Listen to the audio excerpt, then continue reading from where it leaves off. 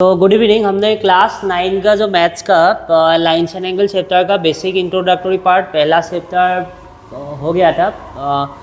उसके बाद पहले लाइन का जो एक्विट एंगल है, अल्टरनेट इंटर एंगल है, वर्टिकली अपोजिट एंगल है, एडजस्टेंट एंगल, को इंटर एंगल सब डिस्कस किया था। सो उसका कॉन्सेप्ट बहुत इंपॉर्टेंट है। पहला क्लास अगर नहीं देखा है तो देख लेना।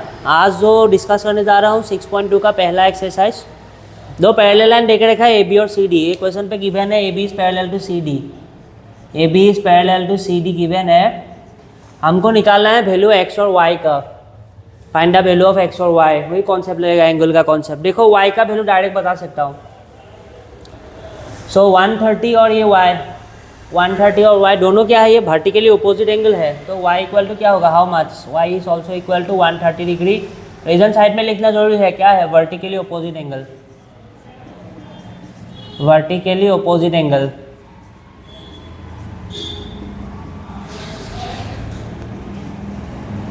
ये वर्टिकली अपोजिट एंगल है।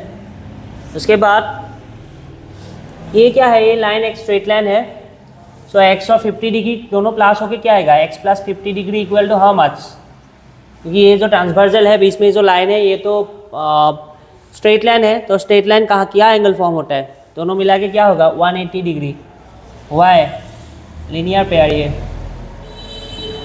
Linear pair. तो देयरफॉर x इक्वल टू क्या होगा 180 माइनस 50 डिग्री,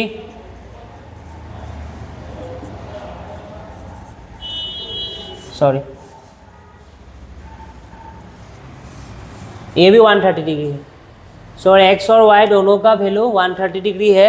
और इसको ऐसे भी लिख सकते हो कि x और y अल्टरनेट इंटर एंगल भी है, अभी जो पढ़ा था हमने। सो शायद जो भी लिखो आंसर आना चाहिए। एक्स और Y is also equal, definitely equal ही होगा क्योंकि अल्टरनेट इंटर एंगल है। एक्स का वैल्यू जो होगा वाई का वैल्यू, और ऐसे भी लिख के आ सकते हो कि वाई का वैल्यू मिल गया 130, एक्स भी 130 है। Why because alternate interior angle. Easy question बहुत। नेक्स्ट क्वेश्चन पे देखो, फिगर इंपॉर्टेंट है, फिगर ड्रॉ करना पड़ेगा। पहले फिगर को इसमें 3 लाइन है, अभी बीच में और एक लाइन होगा, ये है। सो जो दिया है मैं ड्रॉ कर लेता हूँ फटाफट। ए बी और इधर पे है ये सी डी और ये है ई एफ। थर्ड वाला जो लाइन है ये क्या है, ई एफ।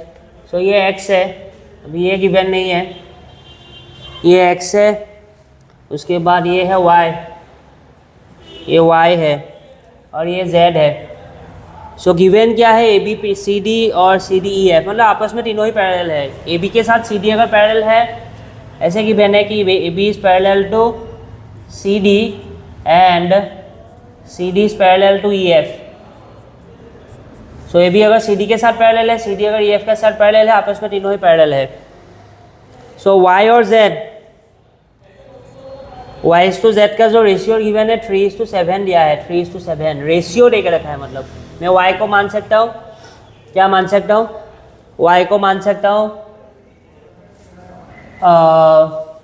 सपोज 3m, तो z क्या होगा 7n होगा, m होगा। तो अभी find the value of, find x का वैल्यू निकालने के लिए बोल रहा है। देखो अभी ए बी और सी डी और ई एफ सपोज तीनों आपस में पैरेलल है, तो हम लिख सकते हैं A B is parallel to क्या, A B is parallel to C D, also parallel to E F. So A B C D और ई एफ अगर आपस में तीनों ही पैरेलल है, ए बी के साथ क्या पैरेलल होगा, ई एफ भी पैरेलल होगा। और एक्स और वाई जेड क्या है, एक्स और जेड है alternate interior angle. Here X और Z is alternate interior angle. अभी देखो ये अल्टरनेट इंटर एंगल है, लिख देता हूँ काम आएगा। x इक्वल टू क्या है z, रीजन क्या है alternate interior angle, alternate interior, alternate interior angle है, x के साथ z इक्वल है। तो y सपोज लेट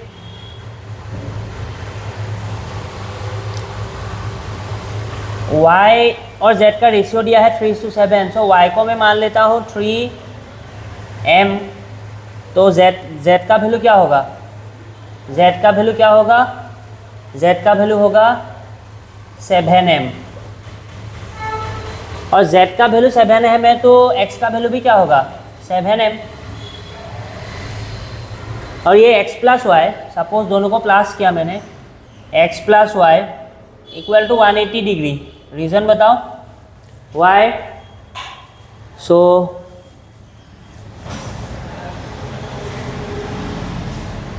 को interior angle, co interior angle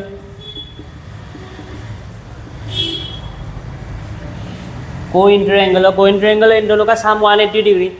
तो x का वैल्यू क्या है, z के साथ इक्वल था 7m और y का वैल्यू है 3m इक्वल टू 180 डिग्री। तो दोनों को प्लस करो, 7m plus 3m how much 10m equal to 180 degree. So m equal to 180/10 क्या होगा 18।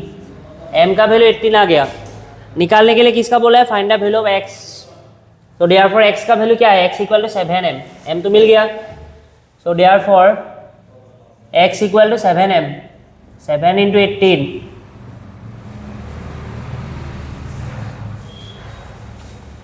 So 126 degree.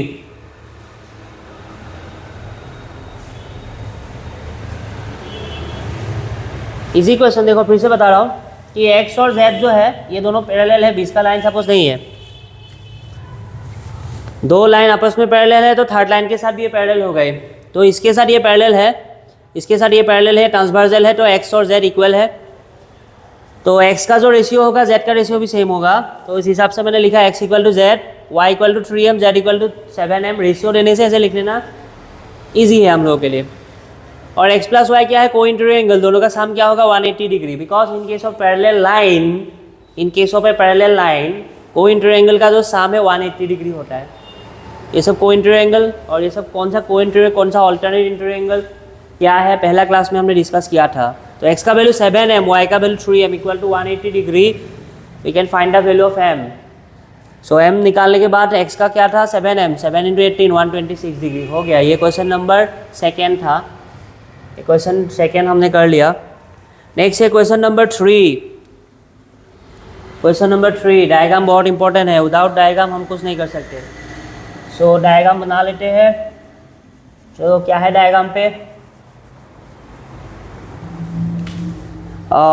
इस टाइप का है डायग्राम, ये है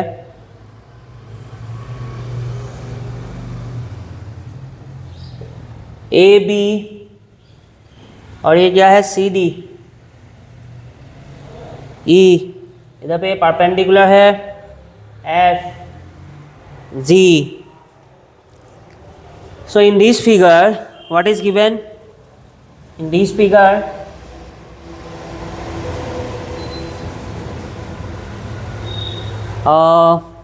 AB is parallel to CD, AB के साथ CD पैरेलल है। जो गिवन है, गिवन क्या है, गिवन है AB is parallel to CD, CD के साथ पैरेलल है। EF is perpendicular to CD और कुछ वैल्यू भी गिवन है। What is this, ZED equal to 126 degree. ZED, ZED मतलब ये पूरा एंगल, इसका वैल्यू है 126 डिग्री। क्या क्या निकालने के लिए बोला है, फाइन कौन सा एंगल AGE, AGE और ZF and another angle FGE, ये निकालने के लिए बोल रहे हैं FGE। सो देखते हैं क्या कॉन्सेप्ट यूज होगा इधर पे। सो पहले क्या गिवन है कि परपेंडिकुलर है, लाइन पैरेलल है, तो कुछ एंगल दे के रखा है। तो डायरेक्टली एक एंगल इधर पे नोटिस हो रहा है कि आएगा। देखो हियर GEF, GEF जो निकालने के लिए बोल रहा है, GEF एंगल ZEF, तो ZEF कैसे निकाला जाए? ZED माइनस, किसको माइनस करें? FED। तो ZED का वैल्यू हाउ मच? 126 डिग्री। और FED का वैल्यू क्या है? FED का वैल्यू है 90 डिग्री। माइनस करो 126, 96, 36 डिग्री, तो इसका वैल्यू आ गया 36। और क्या निकालो? ये वैल्यू मतलब मिल गया मेरे को 36 डिग्री, 36 डिग्री मिल गया। उसके बाद पूछ रहा है AGE, ये निकालना है AGE और FGE। अभी ये दोनों लाइन पैरेलल है, ये दोनों लाइन क्या है? पैरेलल है। तो ये पैरेलल है, इसका मीनिंग क्या है? पैरेलल है तो डेफिनेट ये परपेंडिकुलर है इसके ऊपर। अगर ये इधर पे परपेंडिकुलर है, दोनों लाइन पैरेलल है, ये भी क्या होगा? ये भी परपेंडिकुलर होगा इस पे 90 डिग्री, ये 90 डिग्री। सो ये 90 डिग्री है, ये 36 डिग्री है। इसका तो हम ट्राइंगल का कॉन्सेप्ट से निकाल ही सकते हैं हम। So in triangle ZEF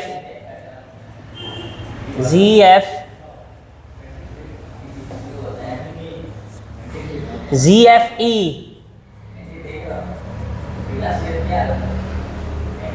equal to 90 degree, perpendicular है। तो हमको निकालना है FGE, angle FGE equal to angle sum property 180 degree, और बाकी दो एंगल गिवन है, कितना है? 90 degree plus 36 degree. Clear?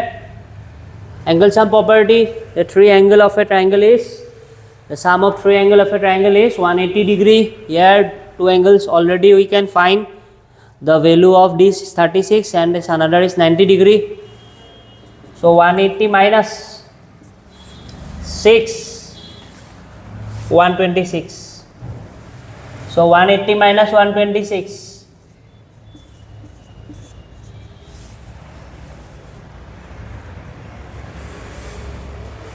54 degree, 54 degree. So we can find the value of ZEF and FGE. Also find the value of AGE. ये जो AGE value है, ये दोनों क्या है? लीनियर पेयर है। So AGE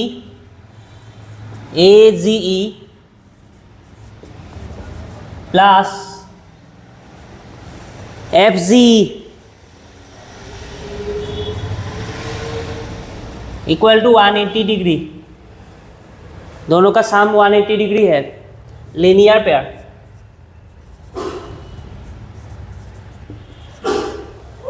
pair. तो उसमें से AGE का वैल्यू क्या है? AGE का वैल्यू निकालना है हमको।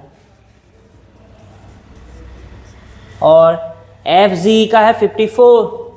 FG how much? 54 degree equal to 180 degree. So therefore AGE equal to 180 minus 54। तो 180 minus 54,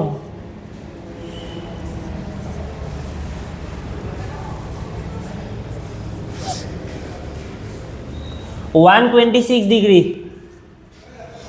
The value of AGE equal to 126 degree. How much? 126. So ये क्वेश्चन नंबर 3 था। इजी, एकदम इजी है। Linear pair, adjacent angle, alternate interior angle, vertically opposite angle, ये सब concept clear होगा तो आराम से क्वेश्चन कर लेंगे हम लोग। ठीक है, तो ये था, हमने 3 क्वेश्चन आज कर लिया। सो बाकी 3 क्वेश्चन नेक्स्ट क्लास में करेंगे। Okay, thank you.